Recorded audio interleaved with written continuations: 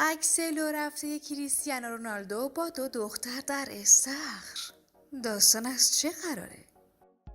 سلام، من ندا هستم و به کانال ریسرچ پلاس خوش آمدید. حواشی کریستیانو رونالدو تمومی نداره. آقای کریستیانو رونالدو که حواشی اون این روزا از همسرش جورجینا بیشتر شده، بعد از انتشار این عکس نوشت من و 2 جوجه در استخر. تو این ویدیو تصاویری از آقای کریس و 2 دوست دخترش در استخر رو مشاهده می‌کنید که آقای فوتبالیست بعد از انتشار شایعه طلاقش در اینستاگرام منتشر کرد. آقای کریس بازیکن پرتغالی تیم النصر عربستانه که این روزا در مرکز توجه قرار داره. میخوام تصویری از کریستیانو رونالدو و دوست دخترانش در استخر رو برای شما قرار بدم که به تازگی منتشر شده. اگه به اینطور ویدیو علاقه‌مندی لطفاً کانال ما رو سابسکرایب کنید. جورجینا رودریگز از جمله چهره‌های معروف اینستاگرامی هست که همیشه به لباس باز و تنگ و ورزش‌های بدنسازی علاقه داره. اون همیشه با بدن ورزشکاری خودش لباس‌های چسبون می‌پوشه. این موضوع توی عربستان چندان جالب به نظر نمی‌رسه. به دلیل اینکه بارها جورجینا مورد تهدید و انتقاد قرار گرفته، آقای رونالدو تصمیم گرفت که واسه خانمش یه بادیگارد بگیره تا توی خیابون‌های اریاز تنهایی قدم نزنه. البته این موضوع هم توی فوتبال سراسر جهان موضوع خیلی غیر عادی نیست. حتی بازیکن‌های ایرانی هم دیده شده که 1-2 تا بادیگارد دارن و توی خیابون‌ها و مراسمات با بادیگارداشون حضور پیدا میکنن. خانم جورجینا رودریگز همسر آقای کریس بازیکن مشهور پرتغالی باشگاه النصر و همینجور که میدونید این آقای فوتبالیست سال قبل با رقم قرارداد هنگفت باشگاه سعودی پیوست و خانواده‌اش هم مجبور شدن تو این کشور گرم و تاریخی حضور پیدا کنن. از سوی دیگه عکس بادیگارد عربستانی جورجینا این روزا خبرساز شده.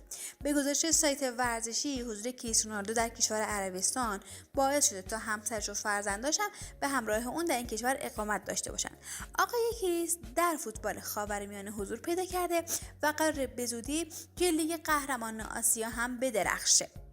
به دلیل حواشی درباره نوع پوشش لباس جورجینا در کشور مسلمان عربستان و انتشار عکس‌های از زن رونالدو در خیابان‌های الریاض باعث شده تا به همراه یک محافظ عربستانی و غول‌پیکر خبرساز بشه. همینجور که میدونین آقای رونالدو و جورجینا هنوز با هم به طور رسمی ازدواج نکردن و دوست دختر دوست پسر هستن، اما از هم فرزندایی دارن. اما این موضوع همیشه مورد انتقاد افراد مسلمان و سنی قرار گرفته. آقای کریس ستاره محبوب پرتغالی باشگاه النصر عربستان که سابقه حضور در تیم‌های مطرحی همچون منچستر یونایتد، رئال مادرید و یوونتوس رو در کارنامه‌اش داره. این بازیکن فوتبال عکسی از خودش در تمرینات استخر آب یخ منتشر کرده که مورد توجه هواداراش قرار گرفته. ژست خاص کریستیانو رونالدو در استخر آب یخ. به گزارش سایت ورزشی آقای رونالدو 2 ماه دیگه 39 ساله میشه. رونالدو در فصل جدید با النصر حسابی درخشیده.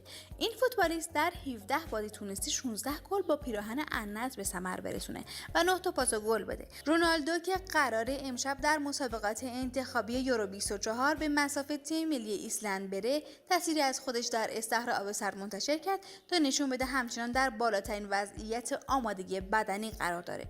رونالدو به ورزش کردن و زندگی شخصی و تیپ و استایل بدن خودش اهمیت زیادی میده. اون همیشه در خونه و محل تمریناتش به استخر میره و علاقه داره تا ریلکس کنه. حتما عکسای جذاب اون رو با همسرش جورجینا در استخر دیدید. با سپاس از اینکه تا آخر این ویدیو با من همراه بودید و خوشحال میشم اونو لایک کنید و نظرات خودتون رو توی کامنت با من به اشتراک بذارید. تا یه ویدیو جذاب دیگه شما رو به خدای بزرگ میسپارم. خدا نگهدار.